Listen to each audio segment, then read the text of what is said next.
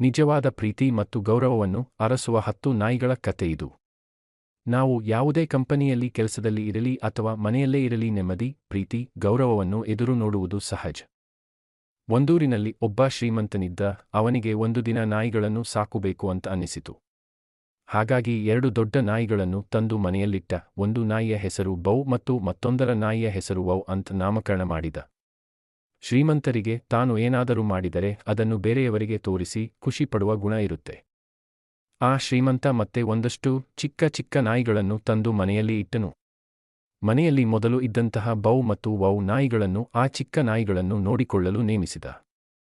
ಆ ಚಿಕ್ಕ ನಾಯಿಗಳಿಗೆ ಆಹಾರ ಕೊಡೋದು, ಸ್ನಾನ ಮಾಡಿಸೋದು ಮತ್ತೆ ಸರ್ಕಸ್ನಂತೆ ಮನರಂಜಿಸೋದನ್ನು ಬೌ ಮತ್ತು ವೌ ನಾಯಿಗಳು ಹೇಳಿಕೊಡಬೇಕಿತ್ತು. ಆ ನಂತರ ಶ್ರೀಮಂತನು ತನ್ನ ಬಳಗದವರಿಗೆ, ಸ್ನೇಹಿತರಿಗೆ ಮತ್ತು ಬಂಧುಗಳಿಗೆ ಮನೆಗೆ ಕರೆಸಿ ಆ ನಾಯಿಗಳಿಂದ ವಿಶೇಷ ರೀತಿಯಲ್ಲಿ ಶೋ ಇಡುತ್ತಿದ್ದ.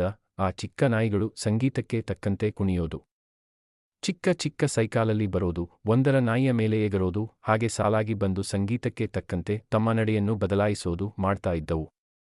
ಇದರಿಂದ ಸಂತೋಷಗೊಂಡ ಆ ಅತಿಥಿಗಳು ಆ ಚಿಕ್ಕ ನಾಯಿಗಳಿಗೆ ಬಹುಮಾನ ಕೊಡುತ್ತಿದ್ದರು. ಚಿಕ್ಕ ಚಿಕ್ಕ ನಾಯಿಗಳ ಆಟ ಸರ್ಕಸ್ ನೋಡಿ ಬಾಯಿಂದ ಬಾಯಿಗೆ ಪ್ರಚಾರ ಸಿಕ್ಕಿತು. ಅವುಗಳ ಬಗ್ಗೆ ಆ ಊರಿನಲ್ಲಿ ಹೆಸರು ಖ್ಯಾತಿ ಬಂದಿತು. ಶ್ರೀಮಂತನಿಗೆ ವಿಪರೀತ ಆನಂದ, ಅಕ್ಕರೆ ಆ ಚಿಕ್ಕ ನಾಯಿಗಳ ಮೇಲೆ ಬಂದಿತು. ಮೊದಲೆಲ್ಲ ಇದು ಚೆನ್ನಾಗಿ ನಡೆಯಿತು. ಬರ್ತಾ ಬರ್ತಾ ಬೌ ಮತ್ತು ವೌ ನಾಯಿಗಳು ಹೊಟ್ಟೆ ಉರಿಯಿಂದ, ಅಹಂಕಾರದಿಂದ ನಡೆಯೋದಕ್ಕೆ ಶುರುವಾಯಿತು. ಸರಿಯಾದ ರೀತಿಯಲ್ಲಿ ಚಿಕ್ಕ ನಾಯಿಗಳಿಗೆ ಆಹಾರ ಪೂರ್ತಿ ಕೊಡೋದು ನಿಲ್ಲಿಸಿದವು. ತಾತ್ಸಾರದಿಂದ ನಡೆಯಿಸಿಕೊಂಡವು.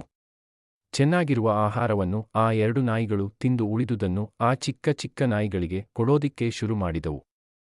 ವಿಶೇಷ ಶೋ ನಡೆಯುವಾಗ ಅತಿಥಿಗಳು ತಂದಂತಹ ಬೆಲೆ ಬಾಳುವ ಉಡುಗೊರೆಗಳನ್ನು ಸಹ ಆ ದೊಡ್ಡ ನಾಯಿಗಳು ಸ್ವಂತಕ್ಕೆ ಬಳಸಿಕೊಂಡವು.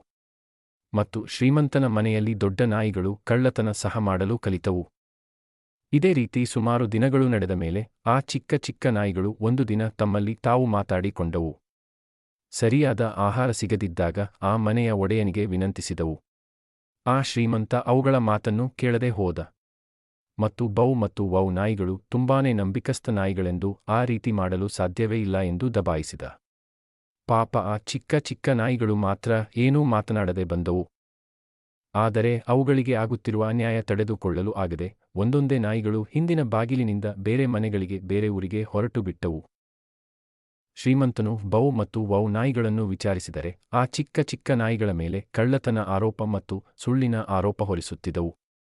ಒಂದು ದಿನ ನೋಡಿದರೆ ಒಂದು ಚಿಕ್ಕ ನಾಯಿಯೂ ಸಹ ಅಲ್ಲಿ ಇರಲಿಲ್ಲ. ವಿಶೇಷ ಶೋನಿಂದ ಶ್ರೀಮಂತನ ಖ್ಯಾತಿ ತಂದಿದ್ದು ಈಗ ಏನೂ ಇರದಂತಾಯಿತು. ನಿಧಾನವಾಗಿ ಆ 2 ದೊಡ್ಡ ನಾಯಿಗಳಾದ ಬೌ ಮತ್ತು ವೌ ಮಾಡಿರುವ ಮೋಸದಿಂದಲೇ ಈ ರೀತಿಯಾಗಿದೆ ಎಂಬುದು ಆ ಊರಿನ ಜನರಿಂದ ಶ್ರೀಮಂತನಿಗೆ ಅರ್ಥವಾಯಿತು. ಬೌ ಮತ್ತು ವೌ ತಮ್ಮ ದುಷ್ಟ ನಡವಳಿಕೆಯ ಫಲವನ್ನು ಅನುಭವಿಸಿದರು. ಅವರು ಮನೆಯನ್ನು ಕಳೆದುಕೊಂಡರು ಮತ್ತು ತಮ್ಮ ನಡವಳಿಕೆಯ ಪರಿಣಾಮಗಳಿಂದ ದೊಡ್ಡ ಪಾಠವನ್ನು ಕಲಿತರು. ಇದು ಸುಮ್ಮನೆ ನಾಯಿಗಳ ಬಗ್ಗೆ ಬರೆದಿದ್ದಿರಬಹುದು, ಆದರೆ ತುಂಬಾನೇ ಪ್ರತಿಭಾವಂತರು, ವಿಜ್ಞಾನಿಗಳು, ನಮ್ಮಲ್ಲಿರುವ ರಾಜಕೀಯ ಜಂಜಾಟದಿಂದ, ಆಡಳಿತ ವರ್ಗದವರ ಅಸಡ್ಡೆ, ಅವಮಾನದಿಂದ ಬೇಸತ್ತು ಬೇರೆ ಬೇರೆ ದೇಶಗಳಿಗೆ ವಲಸೆ ಹೋಗಿರುವರು. ಅದೆಲ್ಲ ನೆನೆಸಿಕೊಂಡರೆ ಕಣ್ಣುಗಳು ತೇವ ಆಗೋದು ಸಹಜ. ಈ ಕಥೆಯು ನಮಗೆ ಒಂದು ಮುಖ್ಯ ಪಾಠವನ್ನು ಕಲಿಸುತ್ತದೆ. ಪ್ರೀತಿ, ಗೌರವ ಮತ್ತು ನಂಬಿಕೆಯು ಯಾವುದೇ ಸಂಬಂಧದಲ್ಲಿಯೂ ಅತ್ಯಂತ ಮುಖ್ಯವಾದವುಗಳಾಗಿವೆ. ನಾವು ಇತರರನ್ನು ಹೇಗೆ ನಡೆಸುತ್ತೇವೆ ಎಂಬುದು ನಮ್ಮ ನೈತಿಕ ಮತ್ತು ಆತ್ಮೀಯ ಬೆಳವಣಿಗೆಯ ಮೇಲೆ ದೊಡ್ಡ ಪ್ರಭಾವವನ್ನು ಬೀರುತ್ತದೆ.